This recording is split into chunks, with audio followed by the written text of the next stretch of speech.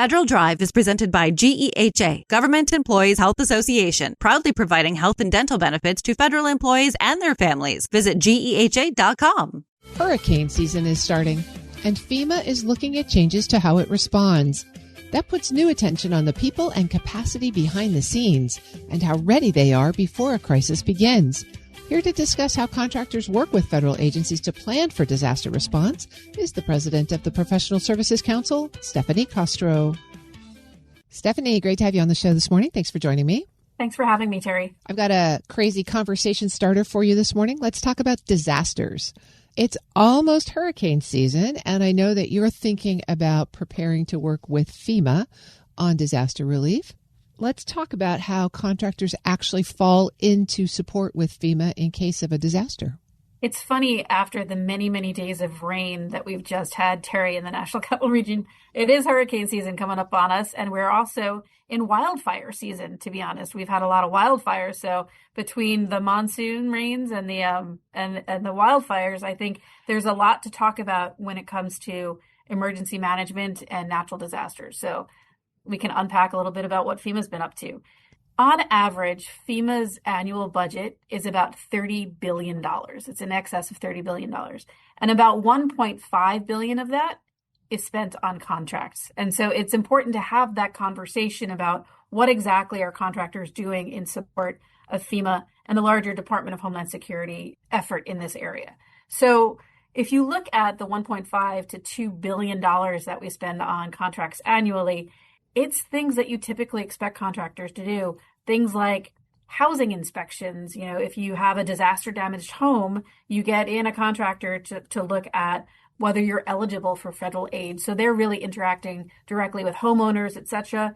More to the traditional contractor stuff, it's logistics, commodities, delivering emergency supplies, providing temporary housing, and getting rid of debris. So when you think about wildfires and you think about hurricanes on both ends of the spectrum of the kinds of scourges that can plague you in a natural disaster, contractors play an essential role.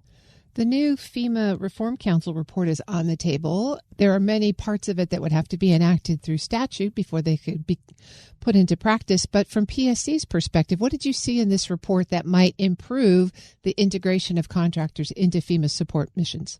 I'm glad you asked about the FEMA Review Council. It was established in an executive order that's more than a year old, and they've been doing a lot of work since that executive order 14180 came out. And they have really looked at what is the purpose of FEMA and how is it funded? What is the state responsibility in terms of disaster response? And so if a few of the recommendations that I noted, particular when they came out, was one, they shift the financial burden. They propose reducing the cost share for federal agencies from 75% down to 50%, having the states come with more funding. From a contractor perspective, that also means contractors have to diversify their customer base. If they're used to dealing with federal agencies 75% of the time, now it's only going to be 50%. They've got to talk to the localities, to the states, to the territories, et cetera. In addition, one of the recommendations coming out of the Review Council was to reform public assistance and look at something called the Reformed and Partnered Initiative for Disasters, or RAPID. I always love it when you can pronounce an acronym, but it's designed to trigger direct block grants to preset impact thresholds. Once preset impact thresholds are met, you start going into block grants. And that actually should make things, as you can tell from the name, faster. They should accelerate the flow of money out to grantees and, to be honest, to contractors as well. And so again, these are the things that we're looking at. But you're right, it's not just an executive branch initiative.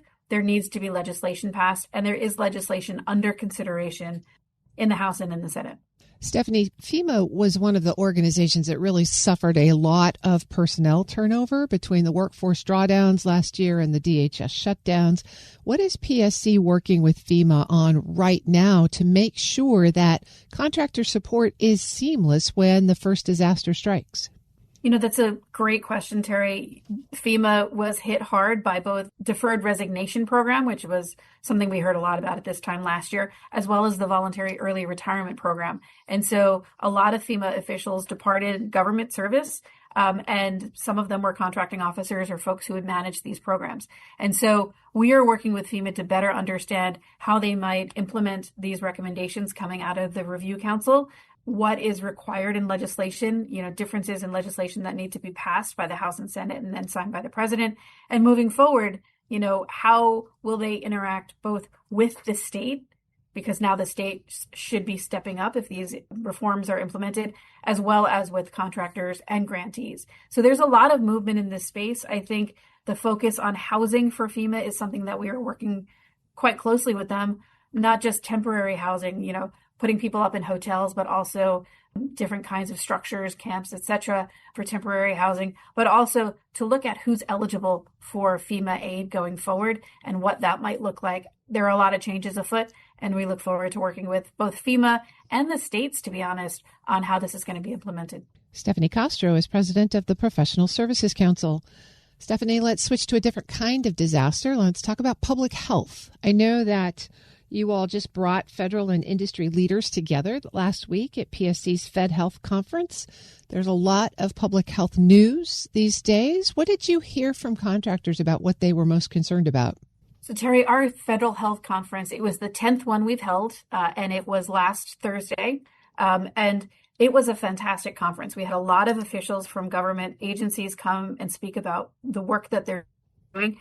Most impressive was our closing keynote, Dr. Alfred Johnson from the National Institutes of Health. And of course, he couldn't spend a lot of time talking about Ebola, but it certainly was a topic around the fringes of the conference. And it was something really remarkable to me regarding what are we doing about Ebola and what can contractors contribute to the battle against Ebola. Now, as a reminder for your audience, Ebola is not new. We periodically have these waves of outbreaks, predominantly in Africa, places like the Democratic Republic of Congo, which is where it's stemming from now for this latest iteration.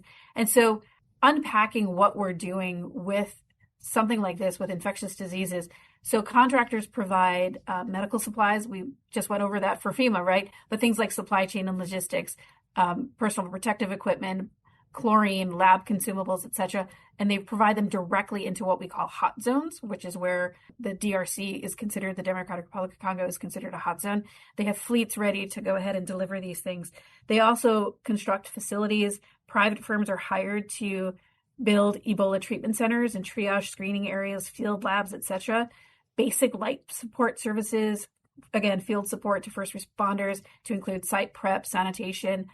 It sounds so sexy when I talk about it. Portable toilet management, things that are critical in these hot zones. And then finally, contractors provide institutional coordination. We've got PSC members like Chemonics and RTI, Apt Global.